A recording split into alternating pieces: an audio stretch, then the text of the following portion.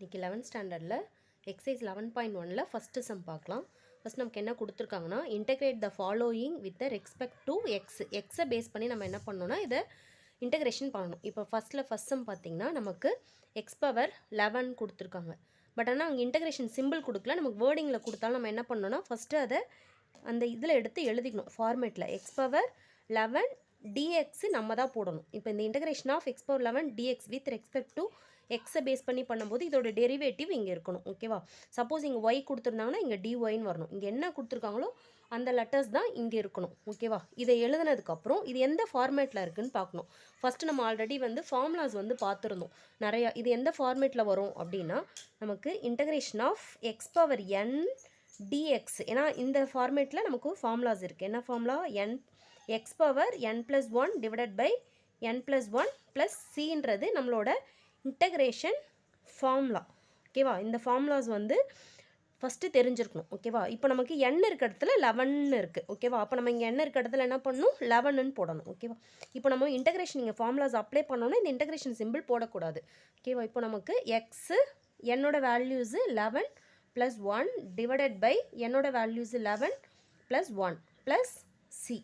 இது எக்ஸு 11 + 1 நமக்கு 12 divided by 12 by plus C.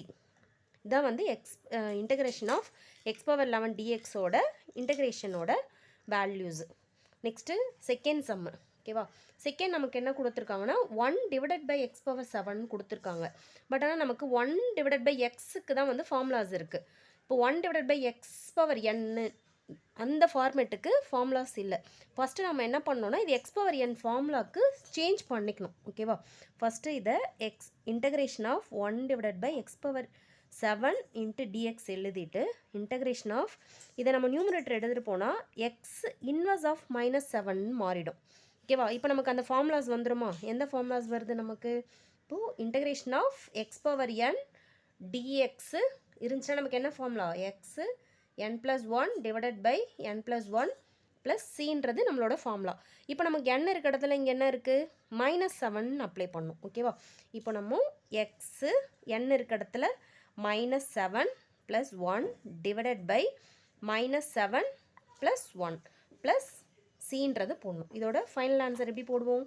இப்போ x power -7 plus 1 -6 divided by -6 plus C. இப்போ equal to நமக்கு என்ன வரும்? டினாமினேட்டர் நமக்கு என்ன வரக்கூடாது? மைனஸ் வரக்கூடாது. ஓகேவா? அப்போ minus of x -6 divided by 6 plus C minus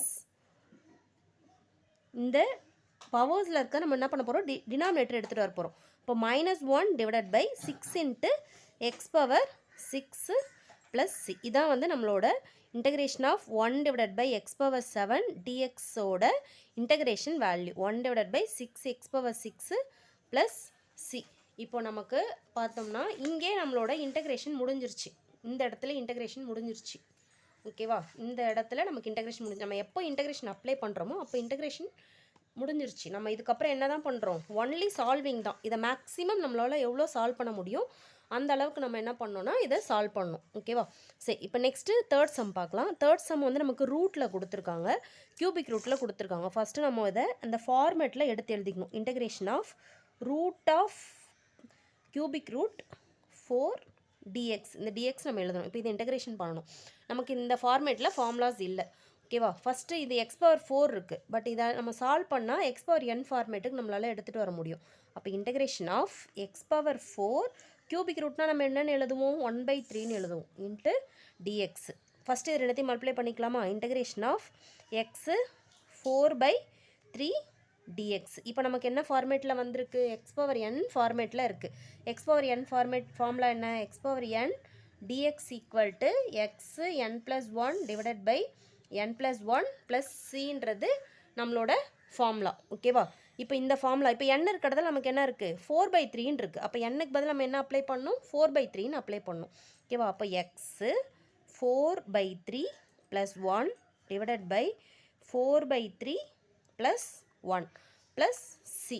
இதோட இன்டெகிரேஷன் முடிஞ்சிச்சு. இதுக்கப்புறம் நம்ம ஒன்லி என்ன பண்ண போகிறோம்? கால்குலேஷன் தான். இப்போ 4/3 ப்ளஸ் 1 இது நார்மல் நம்மளோட ரேஷனல் நம்பர் ஆடிங் தான். அப்போ 4 இதை கிராஸ் மல்டிப்ளை பண்ணால் என்ன வரும் 3/3 ஈக்குவல் டு 7/3. அப்போ இந்த இதை சால்வ் பண்ணால் நமக்கு என்ன வருதுன்னா 7/3 வருது. அப்போ எக்ஸ் பவர் 7/3 டிவைடட் பை இங்கே நமக்கு என்ன வரும் 7/3 ப்ளஸ் சி. இதை நம்ம அப்படியே ரெசிப்ரோக்கல் எடுத்துகிட்டு போனோம் அப்படின்னா 3 divided by 7 into x power 7/3. இதுக்கு மேலே நம்ம என்ன பண்ண முடியாது, இதை சால்வ் பண்ண முடியாது. ஓகேவா, அதனால் இதோட நம்ம ஆன்சர் ஸ்டாப் பண்ணிடலாம். ஓகே, நெக்ஸ்ட்டு சேம் இதே பேட்டர்ன் சம்ஸு. ஆனால் பவர்ஸில் நமக்கு என்ன கொடுத்துருக்காங்க, 2 கொடுத்துருக்காங்க. இதை எக்ஸ் பவர் என் ஃபார்மேட்டுக்கு நம்ம என்ன பண்ணணும், ஃபஸ்ட்டு சேஞ்ச் பண்ணிக்கணும். ஓகேவா, இப்போ எக்ஸு இது ரெண்டுத்தையும் நம்ம மல்டிப்ளை பண்ணால் வரும் 5/8ன்னு வரும். ஓகேவா, ஃபஸ்ட்டு இது இன்டகிரேஷனில் எழுதிக்கணும். இன்டகிரேஷன் ஆஃப் 5/8 நமக்கு ஃபஸ்ட்டு இது எல்லாமே எக்ஸ் பவர் என் ஃபார்மேட்டில் தான் வருது. எக்ஸ் பவர் என் டிஎக்ஸோட ஃபார்மில் நமக்கு என்னது x n+1 divided by n+1. இங்கே என்னன்றது 5/8. இப்போது இன்டகிரேஷன் போடக்கூடாது. இன்டகிரேஷன் பண்ணும்போது இன்டகிரேஷன் போடக்கூடாது. என்னோட வேல்யூஸு 5/8. அப்போ x 5/8 + 1 divided by 5/8 + 1 plus C. இதை சால்வ் பண்ணி எழுதுனா இதோட ஃபைனல் ஆன்சர். இப்போது 5/8 + 1 இதை சால்வ் பண்ணோன்னா 5 இதை கிராஸ் மல்டிப்ளை, இது வந்து ரேஷனல் நம்பர் ஆடிங் சப்ராக்ஷன். இதை மல்டிப்ளை பண்ணோன்னா 8 டிவைடட் பை 8. 5 + 8 வந்து 13/8. ஓகேவா, அப்போ நம்ம இதை சால்வ் பண்ணால் நமக்கு என்ன வருது 13/8ன்றது வருது. X power 13/8 divided by 13/8 plus C. இதை நம்ம ரெசிப்ரோக்கல் எடுத்துகிட்டு போனோம்னா 8 divided by 13 into x power 13/8 plus C. இதான் இதோட ஃபைனல் ஆன்சர்.